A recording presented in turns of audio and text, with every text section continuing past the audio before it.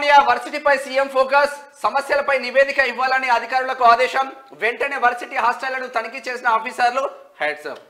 ఎలాంటి సమస్యలున్నా తమ దృష్టికి తేవాలని స్టూడెంట్లకు సూచన. హాస్టళ్లలో సిబ్బందితో సమావేశాలు, ఇయాల రిపోర్ట్ అందజేసే ఛాన్స్ ఒక్క రోజున. అయితే ముఖ్యమంత్రి గారికి ఒక విజ్ఞప్తి. ఇప్పుడు ఉన్నటువంటి వీసీ ఎవరైతే ఉన్నారో ప్రొఫెసర్ రవీందర్ యాదవ్ ఉన్నాడు కదా, ఈయన మొత్తం నిజంగా టీఆర్ఎస్ ఇప్పుడు ఆయనకు అంగిలాగితే కూడా మొత్తం అదే కనిపిస్తుంది. 1000% చేంజ్ చేయాలి.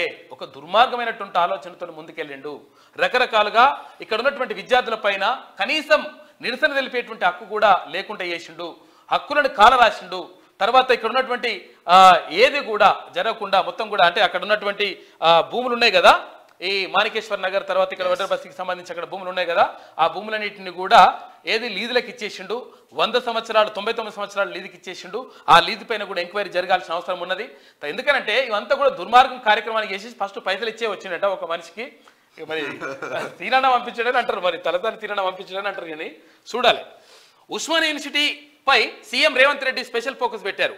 వర్సిటీలో సమస్యలపై నివేదిక ఇవ్వాలని అధికారులను ఆదేశించారు. దీంతో ఓయూ ఆఫీసర్లు వెంటనే హాస్టల్కు వెళ్లారు.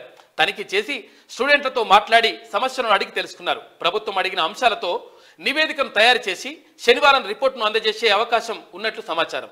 రోజు ఆందోళనలు. గత ప్రభుత్వం వర్సిటీలను పూర్తిగా నిర్లక్ష్యం చేయడంతో ఓయూలో అనేక సమస్యలు నెలకొన్నాయి. హాస్టళ్లు సరిగా లేకపోవడం, సమయానికి మెస్ బిల్లు రాకపోవడం, ఇక స్కాలర్షిప్లు విడుదల కాకపోవడం వంటి అంశాలపై విద్యార్థులు ఎన్నో రోజులుగా ఆందోళన చేస్తున్నారు. అయితే మరోవైపు లేడీస్ హాస్టల్లోకి అగంతకులు ప్రవేశించడం, చాలామంది అంటే ఇట్లా అది జరుగుతూ ఉందంట. ప్రవేశించడం, తమకు సరిపడా ఫుడ్ పెట్టడం లేదని, భోజనంలో క్వాలిటీ ఉండడం లేదని, అన్నంలో పురుగులు వస్తున్నాయని విద్యార్థులు నిరసనలు వ్యక్తం చేస్తున్న సందర్భాలు కూడా చాలానే ఉన్నాయి. అయితే ఇక్కడ ఉస్మానియా యూనివర్సిటీకి సంబంధించి 100% ఫోకస్ పెట్టాల్సిన అవసరం ఉంది. ఉస్మానియా యూనివర్సిటీతో పాటు ఇక్కడ కాకతీయ యూనివర్సిటీ కానీ, తర్వాత ఇక్కడ శాతవాహన యూనివర్సిటీ కానీ, ఇక్కడ మహాత్మా గాంధీ యూనివర్సిటీ కానీ, పాలమూరు యూనివర్సిటీ కానీ, ఇక్కడ తెలంగాణ యూనివర్సిటీ కానీ, రాష్ట్రంలో ఉన్నటువంటి యూనివర్సిటీలు అన్నిటిపైన ఫోకస్ పెట్టాల్సిన అవసరం ఉన్నది. ఎందుకంటే ఈ యువతనే ఏదైతే స్కిల్డ్ పీపుల్ ఉంటారో, ఈ యువతనే మానవ వనరులు నిజంగా సద్వినియోగం అయినప్పుడు మాత్రమే అభివృద్ధి జరుగుతుంది. కాబట్టి ఈ యువతని తర్వాత ఈ మానవ వనరులు ఉపయోగించుకోవాల్సినటువంటి అవసరం ఉన్నది. 100% నిజంగా ముఖ్యమంత్రి తీసుకున్నటువంటి నిర్ణయం గొప్ప నిర్ణయంగా చెప్పుకోవచ్చు.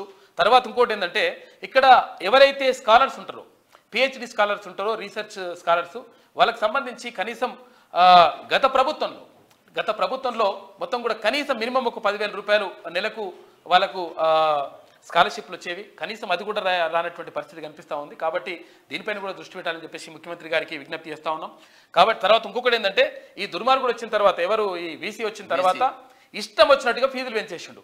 ఇష్టం వచ్చినట్టుగా ఫీజులు పెంచేసి ఈ 2,500 రూపాయలు ఉన్న ఫీజుని 25,000 రూపాయలు చేసిండు.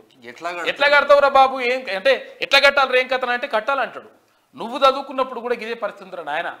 కాబట్టి నువ్వు ఎట్లున్నావో, ఎక్కడి నుంచి వచ్చినావో, మూలాలు మర్చిపోయినావు కాబట్టి నీ కథ తేలిద్దామని చెప్పేసి విద్యార్థులందరూ రెడీగా ఉన్నారు.